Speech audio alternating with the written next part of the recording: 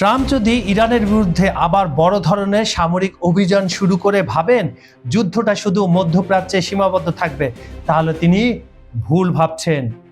পাল্টা হামলায় ইরান এই যুদ্ধটা মধ্যপ্রাচ্যের বাইরে ইউরোপ পর্যন্ত নিয়ে যাওয়ার কৌশলগত সিদ্ধান্ত নিয়ে ফেলেছে। ফাইন্যান্সিয়াল টাইমসের একটি চাঞ্চল্যকর প্রতিবেদন অনুযায়ী চলমান সংঘাত ছড়িয়ে পড়তে পারে দক্ষিণ পূর্ব ইউরোপের কিছু দেশেও। এতদিন পর্যন্ত ইরানের সম্ভাব্য হামলার নিশানা ছিল ইসরায়েল পারস্য উপসাগরে থাকা মার্কিন সামরিক ঘাঁটি এবং ওই অঞ্চলের তেল গ্যাস ক্ষেত্রগুলো। কিন্তু নতুন এক বিশ্লেষণে দেখা যাচ্ছে ইউরোপে থাকা সামরিক ঘাঁটিগুলোকেও এখন তেহরান তাদের লক্ষ্যবস্তু হিসাবে বিবেচনায় এনেছে। দক্ষিণ পূর্ব ইউরোপের দেশ বুলগেরিয়া মার্কিন বিমান বাহিনীকে তাদের বেজমিয়ার বিমান ঘাঁটি ব্যবহারের অনুমতি দিয়েছে, যাতে আমেরিকার বিমানগুলো সেখানে জ্বালানি নিতে পারে।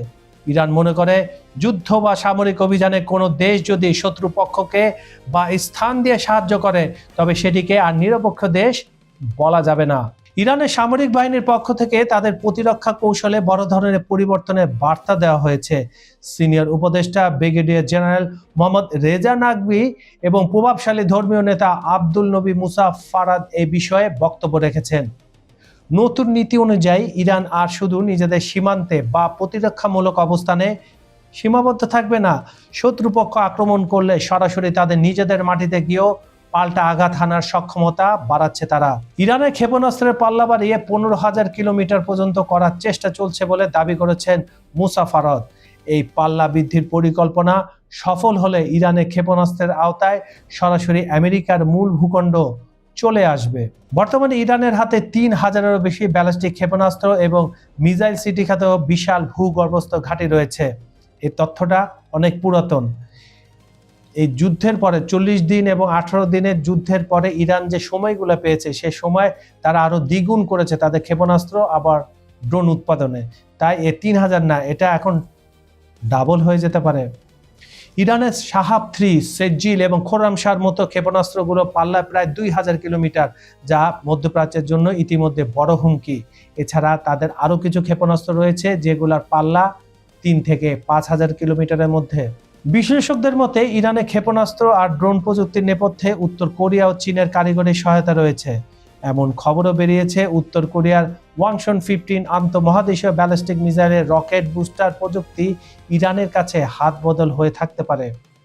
পশ্চিমা সামরিক কৌশলবিদদের জন্য বড় উদ্বেগের বিষয় হয়ে দাঁড়িয়েছে ইরানের হাইপারসনিক ও কঠিন জ্বালানি ভিত্তিক সলিড ফুয়েল প্রযুক্তি। বায়ুমণ্ডলে পূর্ণ প্রবেশের সময় 3,000 ডিগ্রি সেলসিয়াসের বেশি তাপমাত্রা সহ্য করতে সক্ষম বিশেষ কার্বন থার্মাল শিল্ড ব্যবহারের ফলে এসব ক্ষেপণাস্ত্র ধ্বংস না হয়ে নিখুঁতভাবে লক্ষ্যবস্তুতে আঘাত হানতে পারে। অ্যারো 3 বা থার্ডের মতো আধুনিক আকাশ প্রতিরক্ষা ব্যবস্থাকে ফাঁকি দিতে সক্ষম এই ক্ষেপণাস্ত্রগুলো কয়েক মিনিটের মধ্যে উৎক্ষেপণ করা যায়, যা সামগ্রিক পরিস্থিতিকে অত্যন্ত বিস্ফোরক করে তুলেছে। ইরানের এই নতুন ক্ষেপণাস্ত্র নীতি কি সত্যি বিশ্বযুদ্ধ ডেকে আনছে, নাকি এটা শুধু ট্রাম্পের ওপর সাইকোলজিক্যাল চাপ? আপনার মতামত কিন্তু খুবই গুরুত্বপূর্ণ। আপনি বিশ্বের যে প্রান্ত থেকে আমাদের দেখছেন, বাংলাদেশ, ভারত, মধ্যপ্রাচ্য কিংবা ইউরোপ, ঝটপট কমেন্ট বক্সে আপনার মতামত জানান। ভিডিওটি ভালো লাগলে লাইক ও শেয়ার করতে ভুলবেন না, আর সাবস্ক্রাইব করে বেল আইকনটি প্রেস করে রাখুন। পরের এক্সক্লুসিভ আপডেটের জন্য, প্রচার ও বিজ্ঞাপনের জন্য ডেসক্রিপশনে দেওয়া নাম্বারে যোগাযোগ করতে পারেন। আজ এখানে বিদায় নিচ্ছি, আমি কাজল হায়দার। দেখা হচ্ছে পরের ভিডিওতে দারুণ কোনো এক্সক্লুসিভ ইস্যু নিয়ে। ততক্ষণ পর্যন্ত সবাই ভালো থাকুন, নিরাপদে থাকুন। আল্লাহ হাফেজ।